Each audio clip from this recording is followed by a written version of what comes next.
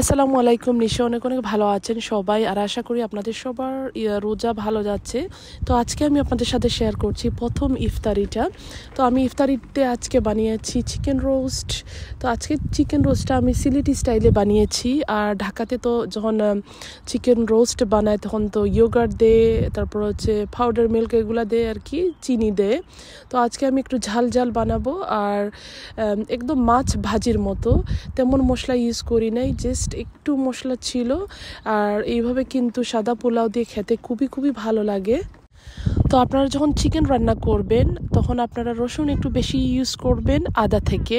আর obviously আপনারা তো বেশি একেবারে বেশি দিবেন না, যতটুক আপনাদের চিকেনটা আছে ওই পরিমাপে আপনারা রসুন ইউজ করবেন, তার থেকে একটু কমায় আদাটা দিবেন। তাহলে হবে কি, কারিটা অনেক মজা হবে। যেটাই হোক, চিকেন কারি অথবা চিকেন রোস্ট যেটাই হোক, আপনার খেতে ভালো মানে পছন্দ করবেন। কারণ আদাটা একটু বেশি হয়ে গেলে চিকেনের মধ্যে কেমন জানি একটা স্মেল আসে। তো যাই হোক, এখানে আমার চিকেন রোস্টটা হয়ে গিয়েছে, ইফতারের টাইমটা চলে আসছে। এখন আমি ওই যে কিউবটা রেখেছিলাম, এটা ছিল বিটরুট কিউব। আমার প্রিভিয়াস ব্লগে আপনারা দেখবেন আমি কিভাবে বানিয়েছি। তো এটা আমি যখন আজান দিবে তখন আমি এটা গরম পানি দিয়ে একটা গ্লাসের মধ্যে আমি এটা মেল্ট করে একটা ড্রিঙ্ক বানাবো, ডিটক্স ড্রিঙ্ক আর কি। তো এটা আমি পান করবো, আমার তো খুবই ভালো লাগে এই ড্রিঙ্কটা খেতে। আমি যখন রোজা থাকতাম না তখন আমি প্রতিদিন সকালবেলা খেতাম, আমার খুবই ভালো লাগতো।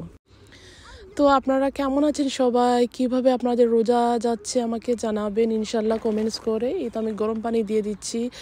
আর আজকে হচ্ছে তারাউইতে যাব না, আমার হাজব্যান্ড আমার বাচ্চাদেরকে নিয়ে ইনশাল্লাহ চলে যাবে। আর আমি আমার ছোট বাচ্চাটা আসলে অনেক লম্বা নামাজ, তো আসলে ঘুমায় পড়ে টায়ার্ড হয়ে যায়। তো ইনশাল্লাহ আজকে আমি নামাজ ওকে নিয়ে বাসায় পড়বো আর কি।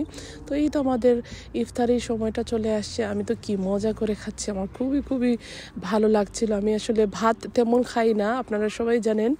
আমার আসলে ভাত খেলে কেমন জানি একটা ফিলিংস হয়, না খেয়ে মানে একটা অভ্যাস হয়ে গেছে আর কি। তো আমি মাঝে মাঝে একটু ট্রাই করি। তো আজকে খুব মজা করে যেহেতু বানিয়েছি চিকেন রোস্ট, বাংলাদেশি বলতে সিলেটি স্টাইলে। তো এটা আমি নাগা নিয়ে আসছিলাম বাঙালি শপ থেকে। আর কাবাব ছিল আজকে আমাদের ইফতারে। তো ইফতারের আসলে এত তাড়াহুড়া থাকে ইফতারের সময়টা, ওইভাবে যে টেবিল সেট আপ করে সব কিছু ভিডিও করে ওইগুলো আসলে হয়ে উঠে নেই আমার।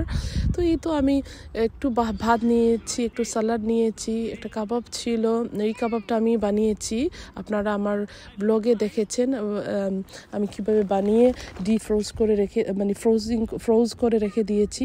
তো এই তো খাচ্ছি। আর এটা ছিল কোকোনাট ওয়াটার।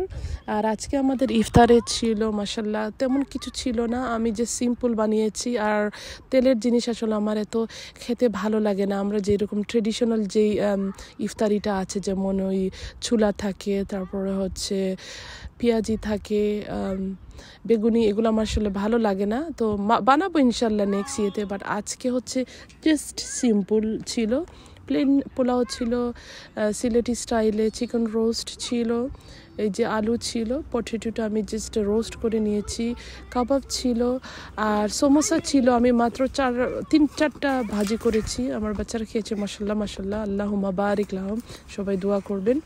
তো এই তো আগের ব্লগে আপনাদেরকে বলেছিলাম আদা রসুন এগুলো আমি আগে থেকে কিউব করে রেখেছিলাম ফ্রিজারে। এই জন্য আমার আসলে আলহামদুলিল্লাহ রান্নাবান্না খুবই ইজি হয়ে গিয়েছিল। আলহামদুলিল্লাহ, আল্লাহর কাছে লাখ লাখ শুক্রিয়া যে আমি করে রেখেছি, নইলে আমার সব কিছু একসাথে মানে হয়ে ওঠে না। আর যেহেতু আমি ফ্রেশ আদা দিয়ে রান্না করতে অনেক পছন্দ করি। তো এটা হচ্ছে সেহরির সময় স্যালারি একটা জুস আমি বানিয়েছি, গ্রিন জুস, ওটা পান করেছি। সবাই ভালো